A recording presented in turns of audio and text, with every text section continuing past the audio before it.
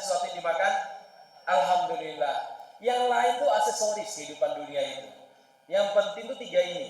Nah, jadi sebenarnya kita sebagai seorang muslim adalah orang yang paling layak untuk disebut sebagai orang bahagia. Kenapa? Kita punya Allah, tempat kita meminta kalau kita butuh apa-apa. Kita punya nabi yang tidak dimiliki oleh umat lain, yang keteladanannya sempurna dalam segala masalah. Dalam urusan keluarga, urusan ekonomi, kepemimpinan, urusan ibadah, urusan lain sebagainya, nabi itu betul-betul sempurna. Ya, subhanallah ya, kita kalau baca sejarah nabi selalu sempurna. Alhamdulillah jemaah sekalian, saya bersyukur kehadirat Allah bisa silaturahim ke ibu-ibu, bapak-bapak saya di kota Padang. Saya jauh dari Solo untuk datang ke sini untuk silaturahim. Yang pertama silaturahim. Yang kedua adalah kita menyampaikan amanah. Amanah ini satu berasal dari wahyu, dari langit. Karena kita membaca, mengkaji terkait tentang bumi Syam, yaitu bumi Palestina, Suria, Yordan, dan Lebanon. Yang paling penting adalah Suria sama wilayah Palestina, itu namanya negeri Syam. Dan saya akan jelaskan, kita punya amanah untuk menyampaikan ini kepada bapak-bapak, ibu-ibu sekalian. Yang kedua, kita dapat amanah dari para ulama dunia. Kemarin kita konferensi di Istanbul, agar kita selalu berbicara dan menyampaikan tema terkait masalah Palestina, tema terkait masalah Suria, karena itu adalah pusat peradaban kita di akhir zaman. Baik, saya mulai dulu dari sebuah pertanyaan bapak-bapak, ibu-ibu, biar kita ini nyaman.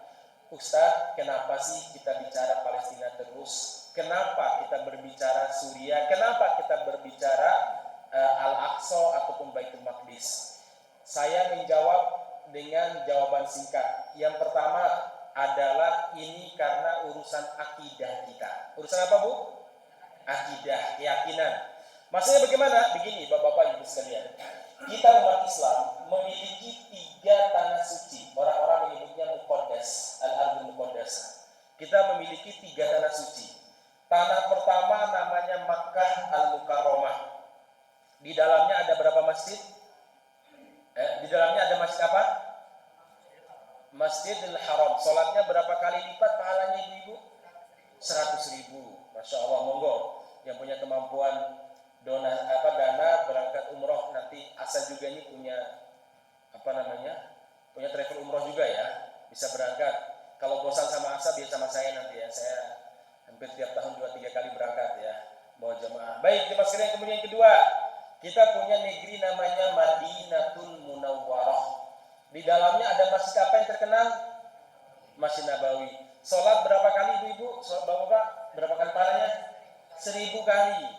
Nah, kita itu lupa dengan negeri yang ketiga, dan sengaja orang-orang kafir membuat kita lupa dengan negeri ketiga ini, yaitu negeri ini, Bu sekalian, negeri Syam. Negeri apa? Negeri Syam, sebuah negeri yang disebutkan banyak sekali dalam Al-Quran, bahkan lebih banyak daripada penyebutan Makkah maupun Madinah. Disebutkan dalam hadis, saya kumpulkan ada yang sahih itu 20 hadis ya, Mas sekalian. Bicara negeri Syam, keutamaan-keutamaannya. Nah, ini negeri suci kita. Di dalamnya ada masjid apa? Masjidil Aqsa. Sholat di dalamnya berapa kali? 500 kali. Ini sering kita lupa, Pak. Jadi kalau Masjidil Haram 100.000 kali, Masjid Nabawi berapa? 1000. Masjid Aqsa kata Nabi berapa? 500 kali lipat. Bahkan dalam sebuah hadis, walaupun para ulama masih berbeda pendapat tentang kesahihannya, man dakhalal Baitul Maqdis, siapa yang masuk ke Baitul Maqdis? Baitul Maqdis itu peta sini ada enggak ya? Nah ini. Barang siapa yang masuk ke Baitul Maqdis, saudara-saudara, ini belum saya ambil. Barang siapa masuk ke Baitul Maqdis, ya kemudian sholat di dalamnya, dia tidak ada niatan ke situ kecuali untuk sholat, maka dia keluar seperti baru dilahirkan oleh ibunya, tidak punya dosa sama sekali. Dan itu dipraktekkan oleh sahabat Abdullah bin Umar. Abdullah bin Umar itu adalah adik iparnya Nabi, ya, adik iparnya Nabi. Beliau ini ulama besar. Nah, ketika negeri Syam itu jatuh ke tangan umat Islam pada era bapaknya Umar bin Khattab, maka beliau ke sana untuk sholat. Orang bertanya, saya nggak dengar pertanyaan, kata beliau. Saya murni untuk sholat. Ingin mendapatkan keberkahan dari doa Nabi. Saya berdoa kepada Allah, kata Nabi. Itu Nabi Musa yang berdoa itu. Atau Nabi Sulaiman, antara dua Nabi tersebut. Siapa yang masuk ke Masjidil Aqsa, ke Baitul Maqdis, tidak ada niatan kecuali sholat, maka kalau dia keluar, kondisinya sama dengan baru dilahirkan oleh ibunya. Masya Allah. Keutamaan Baitul Maqdis ya, Mas. Nah, jadi itu poin pertama, ibu sekalian. Kita ini punya negeri suci ketiga selain Makkah dan Madinah. Namanya negeri Syam. Allah berfirman dalam Al-Quran, Wattin, waz, zaitun, waturi sinin, wahadan, baladil amin. 1, 2, 3, tin, zaitun, tur, sina, itu semuanya negeri Syam. Baru yang keempat, wahadal baladil amin, itu adalah Makkah Mukarramah. Jadi Allah menyebutkan 3 itu negeri Syam, ya sekalian. Allah Subhanahu wa taala juga berfirman, Subhanalladzi asra bi 'abdihi lailam minal masjidil harami ilal masjidil aqsa alladzi barakna haulahu. Segala puji bagi Allah yang telah menjalankan hambanya Muhammad pada malam Isra dan Mi'raj dari Makkah Al-Mukarramah Masjidil Haram ke Masjidil Aqsa yang kami berkahi di sekitarnya. Berkah, ya sekalian. Dan ternyata di ayat lain Allah menyebutkan keberkahan negeri Syam. Ya, negeri Syam itu mana Ustaz? Tadi ya 4 negara sebenarnya. Hari ini 4 negara. Suriah, Palestina, Yordania, Lebanon. Itu namanya negeri Syam. Yang paling inti ada pada 2 negara, yaitu Palestina sama Suriah. Yang paling inti ada pada Palestina. Di Palestina sama Suriah ini ada 2 kota yang disebutkan menjadi kota terbaik umat Islam. 1, kota Baitul Maqdis. Baitul Maqdis itu bahasanya Nabi. Orang-orang menyebutnya Al-Quds. Yang kedua adalah Damaskus. Sekarang menjadi ibu kotanya Suriah. Ya, saya akan jelaskan jemaah sekalian. Nah, jemaah sekalian mudah-mudahan dari Allah Subhanahu wa taala. Jadi ternyata Allah sebutkan dalam Al-Qur'an, misalkan ketika Allah menyelamatkan Nabi Ibrahim dari kejaran Namrud, Babilonia, negara Babilonia itu maksudnya mana hari ini? Irak. Jadi pada negara mungkin Bibabilah Harut wa Marut. Jadi ada negeri namanya Babil atau Babilonia. Mana Babilonia? Itu adalah Irak pada zaman dulu. Nah, jemaah sekalian, beliau diselamatkan oleh Allah ke sebuah negeri. Allah firmankan dalam Al-Qur'an, "Wa najjaynahu wa lutan ilal ardi allati barakna fiha lil alamin." Kami selamatkan Ibrahim bersama keponakannya Lut. Saat itu Lut belum menjadi nabi, belum diangkat sebagai nabi oleh Allah. Ke sebuah negeri allati barakna fiha, yang kami berkahi di dalam negeri ini, keberkahannya lil alamin, untuk alam semesta. Untuk apa? Alam semesta. Keberkahannya untuk alam semesta, jemaah sekalian, termasuk sampai ke Indonesia. Makanya ada salah seorang sahabat yang bernama Abdullah ibnu Hawalah. Dia nanya sama Nabi, "Ya Rasulullah, kalau Anda sudah wafat, kira-kira saya tinggal di mana? Masihkah saya tinggal di Madinah atau saya pindah ke mana?" Mungkin pikiran kita Nabi akan menunjukkan pindahlah ke negeri Syam, ke Makkah. Ternyata enggak. Nabi mengatakan, "Alaika bisyam." Hendaklah kamu tinggal di sebuah negeri namanya Syam. Kenapa ya Rasulullah? Ini ra'aitu malaikat ar-Rahman basitatan ajnihata 'alaiha. Saya melihat malaikat-malaikat Allah membentangkan sayapnya melindungi negeri Syam. Masya Allah, ya. 1. Yang kedua, kenapa kita bicara negeri Syam? Lagi-lagi Palestina, lagi-lagi Suriah. Ibu-ibu yang mudah-mudahan dirahmati Allah, bapak-bapak yang mudah-mudahan dirahmati Allah, negeri Syam itu adalah negeri akhir zaman, negeri tempat terbaik bagi umat Islam di akhir zaman. Rasulullah pernah bersabda dalam sebuah hadis, jamaah sekalian, pernah bersabda, apa kata beliau? Inna aqradari muslimina bisyam, pusat pemerintahan dan pusat peradaban Islam di akhir zaman adanya di negeri Syam. Negeri mana? Syam. Masya Allah. Mohon maaf, bukan Solo. Soalnya ada Raja Solo di Solo, ya. Bukan juga di Indonesia, tapi Allah menyebutkan negeri Syam. Rasul juga pernah bersabda, nanti akan ada kelompok terbaik umat Islam, namanya Taifah al-Mansurah. kelompok yang terbaik yang Allah tolong mereka senantiasa beriman kepada Allah, berjuang untuk menegakkan syariat. Lewat mereka Allah akan menegakkan agama ini. Para sahabat bertanya, ya Rasulullah, ainahum? Di mana kelompok terbaik ini ada ya Rasul? Jawaban Nabi, hum bi Baitil Maqdis. Mereka berada di Baitul Maqdis wa ala aknafi Baitul Maqdis, dan mereka berada di kota-kota, di lengan-lengan ataupun di sekitar kota Baitul Maqdis. Wahum fi Dimasq, dan mereka berada di Damaskus. Nah, tadi sudah bilang ya, Damaskus. Wahum, dan mereka berada ala abwabi Dimasq, berada di kota-kota kecil Damaskus. Masya Allah. Bahkan jemaah sekalian, ada sebuah kota yang Rasul menyebutkan sebagai Al-Bauta. Di sinilah nanti kata Rasulullah, umat Islam akan bertempat saat perang akhir zaman. Orang-orang barat nyebutnya Armageddon. Pernah dengar atau pernah nonton film Armageddon? Itu perang terdahsyat di akhir zaman. Umat Islam menyebutnya Al-Malhamah. Ada di sebuah kota namanya Gautoh. Di mana Gautoh ini? Ila jadi bi Madinatin yuqalu laha Dimas, berada di samping kota yang bernama Damaskus. Palestina lagi, Suriah lagi jemaah sekalian. Nah, apalagi jemaah sekalian? Kemudian ada Menara Putih. Sekarang ada Menara Putih. Tempat apa ini Menara Putih? Tempat turunnya Nabi Isa alaihissalam di akhir zaman. Itu di mana Menara Putih? Istiqlal Jakarta, bukan ya. Menara Putih di sini adalah di Damaskus. Masya Allah. Sampai Nabi mengatakan akan turun di timur kota Damaskus, turun di Menara Putih pada saat sholat subuh kayak kita ini. Lagi sholat subuh, Imam Mahdi mau maju, tiba-tiba ada cahaya putih dari atas langit. Ternyata itu adalah dua malaikat yang menggandeng Nabi Isa alaihissalam. Turun di Al-Manaratil Bayda Syarqiyah di Masjid Nabi. Menara Putih timur kota Damaskus. Masya Allah. Ya. Ada apa lagi Ustaz? Ya, masih banyak ya. Kemudian ada namanya Sungai Barada. Ini sungai yang membelah Damaskus, dan masih banyak lain. Baik, yang kedua tadi saya menyampaikan bahwa itu adalah negeri umat Islam akhir zaman. Jadi kalau kita ingin menjaga iman kita, kata Rasul, pedulilah Palestina, pedulilah Syam. Rasul katakan, ala innal iman, sesungguhnya keimanan, idza waqa'atil fitan, kalau terjadi berbagai macam fitnah, bisyam, itu ada di sebuah negeri namanya Syam. Jadi kalau Anda ingin mencari iman Anda, maksudnya ingin menjaga iman kita di hari itu, zaman-zaman yang penuh dengan fitnah, pedulilah dengan negeri Syam.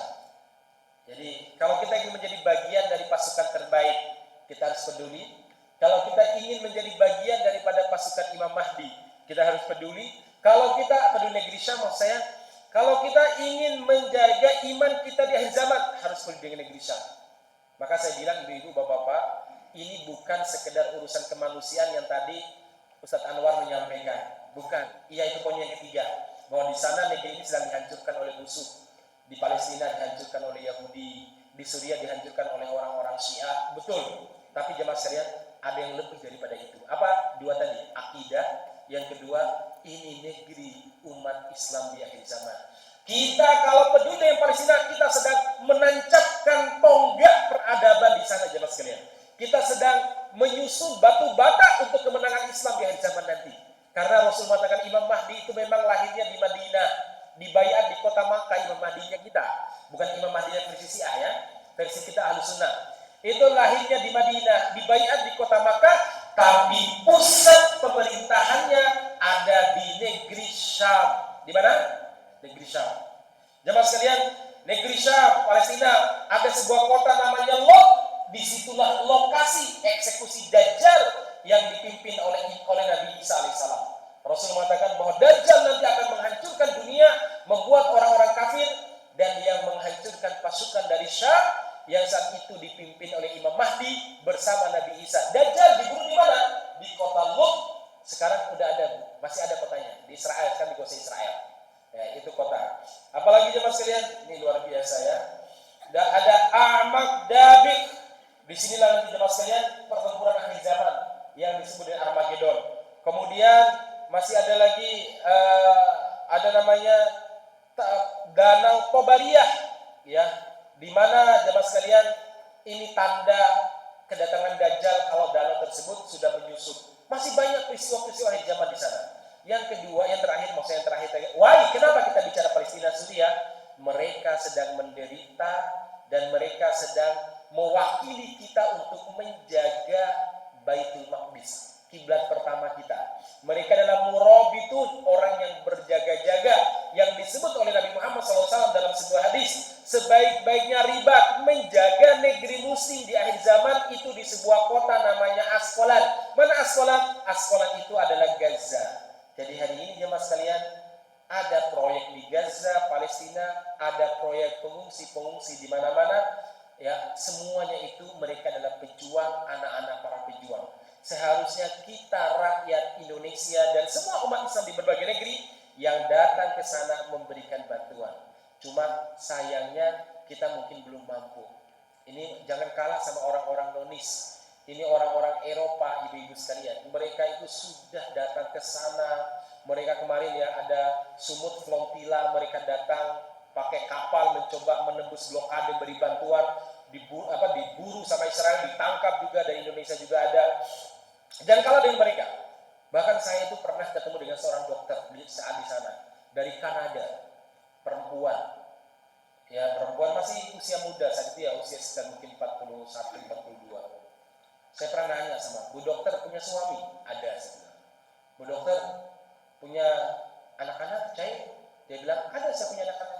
Terus ngapain jauh-jauh ke sini, ninggalin keluarga untuk datang berjibaku di bawah bom, di bawah dentuman-dentuman rudal? Kalau saya datang ke sini, saya bilang, wajar. Ini pas zaman konflik ya. Saya datang karena di sini adalah negeri muslim, negeri akhir zaman, dan saudara-saudara kami yang membutuh bantuan. Lah kalau Anda ngapain di sini? Jawaban pertanyaan saya, apa dia bilang? Brother, dia bilang, kamu tidak membutuhkan alasan agama untuk sampai di sini. Anda cukup menjadi seorang manusia. Kenapa?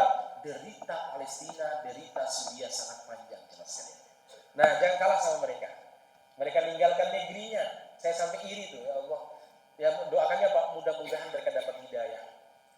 Yang itu, keberkah ibu saya, berkah luar biasa. Semua teman-teman kami yang berangkat ke sana, terutama para dokter, saya masih ingat dulu ya, ada lebih daripada 20 dokter yang pernah bersama dengan kami bertugas misi medis. Jamaah sekalian, dulu semuanya masih dokter umum. Kemudian saya bilang kepada beliau itu, Dok, di sini negeri barokah. Anda berdoa kepada Allah, mudah-mudahan Allah menjawab doa-doa Anda, mungkin bisa lanjut kuliah, jadi spesialis, biar lebih bermanfaat bagi umat. Siap Ustaz. Subhanallah, ketika pulang sekarang hampir 85 lah. 85% dari mereka semuanya udah jadi spesialis. Ya, ada yang di ortopedi, ada yang di pulmonologi, paru ya, ada yang di anestesi, ada yang di penyakit dalam, interna, ada yang kemarin itu ada yang di mana itu, ya, interna, penyakit dalam, ya, pulmonologi, ortopedi, tulang, itu rata-rata. Padahal ibu-ibu untuk masuk ke fakultas-fakultas spesialis itu biasanya saingannya banyak. Biasanya dari 300 mau masuk, taruh ortopedi, tulang, itu paling diterima 8 orang. Kalau di Solo saya nggak tahu di kota lainnya, itu diterima 8 orang. Saya pernah nanya kepada salah seorang dokter mereka, Dok, kok bisa masuk? Apa ada orang dalam? Dari 300 orang itu dari Anda diterima hanya 8 orang, salah satunya Anda. Apa Anda pinter atau ada punya orang dalam? Ustaz, saya nggak punya orang dalam. Ada nggak? Anda mungkin pinter, nggak begitu pinter Ustaz sebenarnya, sama standar lah. Tapi kenapa? Mungkin ini karena keberkahan ketika saya berhari ini saya berdoa supaya saya bisa melanjutkan dan ilmu saya lebih bermanfaat. Jadi ibu, bapak-bapak, kalau ingin hartanya berkah, anaknya berkah, Anda infak dan berdoa kepada Allah, tawasul dengan doa ya Allah, andaikan infakku untuk Palestina tadi, untuk Syam, untuk negerimu ya Allah, yang kau sebutkan dalam hadis qudsi kan Allah mengatakan, ya Syam, wahai Syam, anti sahwati min biladi, engkau bumi pilihanku ya Allah. Kalau ini benar-benar diterima oleh engkau, jadikan anakku misalkan anak yang soleh, punya pekerjaan yang layak dan memuliakan dirinya yang halal. Ya Allah, jadikanlah cucuku itu misalkan dia masuk ke fakultas ini nanti menjadi orang baik, boleh bertawasul dengan amal soleh, dan amal soleh yang paling berbarokah kata para ulama amal soleh yang terkait dengan bumi Syam, karena keberkahannya untuk alam semesta. Itu yang kedua, maksudnya poin yang kedua. Kenapa kita berbicara negeri Syam? Ini sampai jam berapa guys? Saya berapa? Sudah. Wah, selesai nggak cukup lagi. Baik, sekarang saya masuk poin yang ketiga dari penyampaian saya. Terkait tentang apa? Bagaimana kita menjadi bagian daripada pembebas Baitul Maqdis, ya. Nah, masyarakat muslimin yang benar-benar dirahmati Allah Subhanahu wa taala, pembebas yang luar biasa yang sering dibicarakan oleh orang itu adalah yang kita sebut dengan Salahuddin. Ibu-ibu, bapak-bapak sekalian yang benar-benar dirahmati Allah Subhanahu wa taala, sambil berdiri, izin berdiri sebentar. Masyarakat muslimin yang benar-benar dirahmati Allah Subhanahu wa taala, Palestina ataupun Baitul Maqdis, upaya pembebasan itu dimulai pada zaman Nabi. Ibu sekalian, Palestina pada zaman Nabi sampai Nabi wafat itu masih di bawah penjajahan Bizantium, Romawi ataupun Kristen. Belum masuk umat Islam. Pada zaman Abu Bakar juga sama. Nah, baru pada zaman Khalifah Umar, Baitul Maqdis kemudian dibebaskan. Namun jemaah sekalian yang benar-benar dirahmati Allah Subhanahu wa taala, pada zaman Khalifah Umar ini, pada zaman Khalifah Umar dibebaskan, kemudian sampai ke tangan umat Islam, hingga kemudian di era Salahuddin Al-Ayyubi, sebelum Salahuddin Al-Ayyubi masuk. Nah, itu pernah dijajah oleh orang-orang Kristen, ya. Nah, jadi Baitul Maqdis jemaah sekalian itu pernah dijajah oleh orang-orang Kristen lama sekali, hampir 90 tahun dijajah. Ya, hampir 90 tahun dijajah. Nah, masyarakat muslimin yang dirahmati Allah Subhanahu wa taala, 90 tahun dijajah. Kemudian umat Islam berpikir bagaimana supaya membebaskan Palestina kembali ke negeri kaum muslimin. Maka yang dilakukan adalah apa? Mereka itu menyiapkan generasi yang siap membebaskannya. Dimulai dari apa? Ini saya cerita tentang Nabi Muhammad SAW. Kita mulai dari, kalau ingin bagaimana Palestina merdeka, Rasulullah mengajarkan mulai dulu dari cara memahami Palestina. Yang memahami Palestina apa itu? Palestina itu negeri suci umat Islam, bukan sekedar negerinya orang-orang Palestina, bukan sekedar negerinya orang-orang Arab. Itu negeri suci kita, dan itu harus diceritakan kepada semua kaum muslimin. Ini poin pertama ya Mas, yaitu apa? Menyampaikan kepada masyarakat Islam bahwa Palestina itu negeri suci, negeri yang diberkahi. Ini langkah pertama untuk membebaskan Palestina agar kembali kepada pangkuan kaum muslimin. Ya, cerita kepada mereka itu negeri kita, negeri kaum muslimin. Ini poin pertama yang penting dan perlu diingat, jemaah sekalian. Dan itu telah dilakukan oleh Nabi semenjak beliau itu di kota Madinah. Padahal pada saat itu, jemaah sekalian, pada saat itu kota Madinah itu masih kecil dibandingkan dengan kekuasaan negeri Syam yang dikuasai oleh orang-orang Kristen. Tapi Nabi sudah menyampaikan sebaik-baiknya negeri Syam, tempat tinggal yang terbaik adalah negeri Syam. Tiang Al-Quran ditancapkan di negeri Syam. Pasukan terbaik dari zaman di negeri Syam. Selalu beliau kaitkan dengan negeri Syam. Ya, itu langkah pertama untuk membebaskan Palestina. Ibu-ibu harus sadar, kita juga harus sadar, dan sampaikan kepada anak-anak kita, itu adalah apa? Itu adalah negeri kita, bukan negeri orang lain. Itu catatan pertama ya, Mas. Kalau kita masih menganggap negeri orang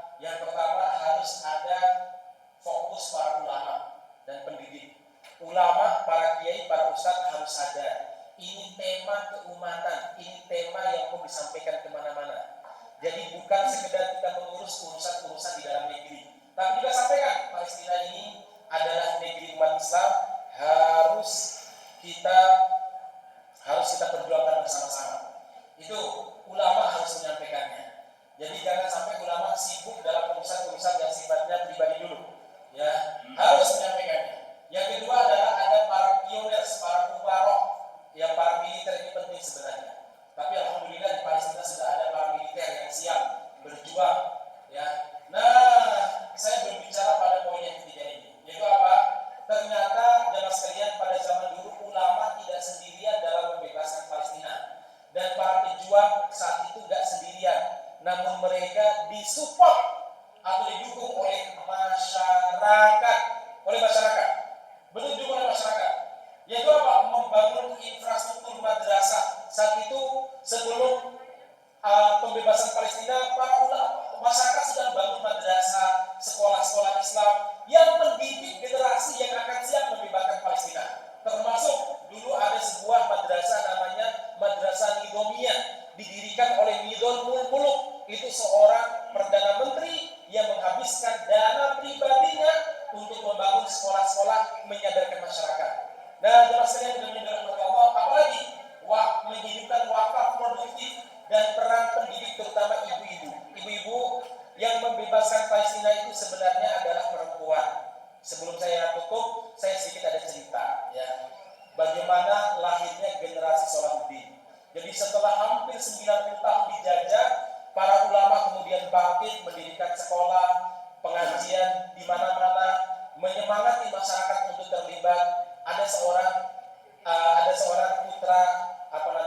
putra kepala suku, namanya Najimuddin Ayub, yang nanti menjadi bapaknya Salahuddin.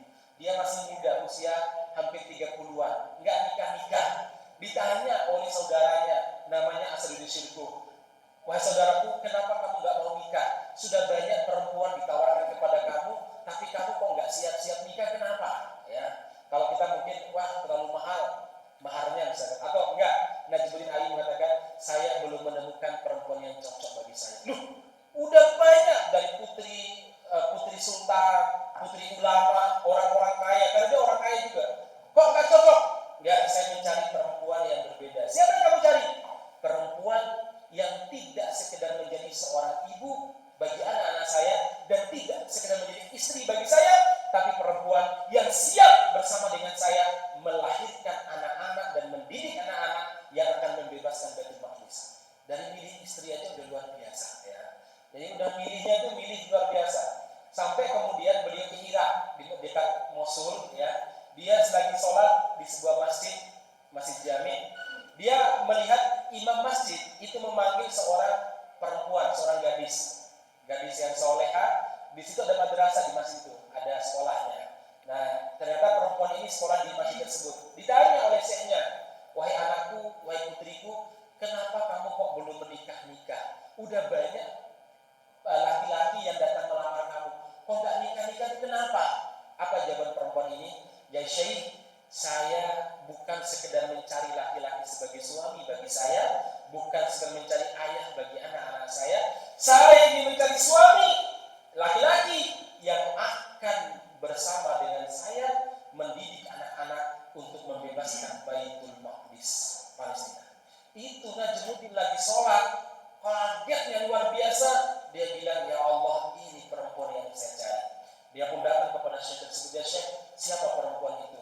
"Perempuan fulan." "Ya Syekh, saya akan siap bersama dengan dia, karena saya juga punya cita-cita punya istri seperti dia." Akhirnya jemaah sekalian, menikahlah dengan siapa namanya? Dengan Najimuddin Ayub. Dari rahim perempuan ini dan dari tulang sulbi bapak ini lahir beberapa anak laki-laki, dan semuanya menjadi pejuang untuk membebaskan Baitul Maqdis, yang salah satunya dikenal dengan Salahuddin Al-Ayyubi. Itu lahir dari bapak yang punya cita-cita dan ibu yang punya cita-cita. Jadi kita mulai dari siapa? Mulai dari keluarga kita.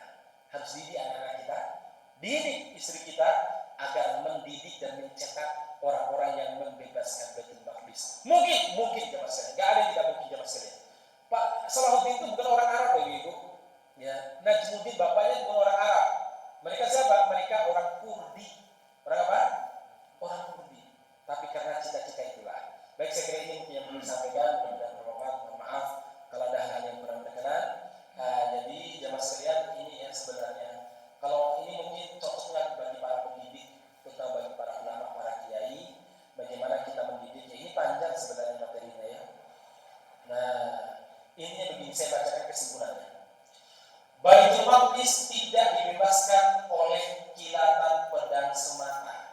tetapi oleh sebuah generasi yang perlahan ditempa melalui ilmu, iman, akhlak, dan kesabaran yang tak bertepi. Disinilah lahirnya siapa? Generasi pembebas Baitul Maqdis, hasil didikan para ulama. Saya demikian mungkin barakallahu fikum, mohon maaf pada kurang berkenan. Waktu saya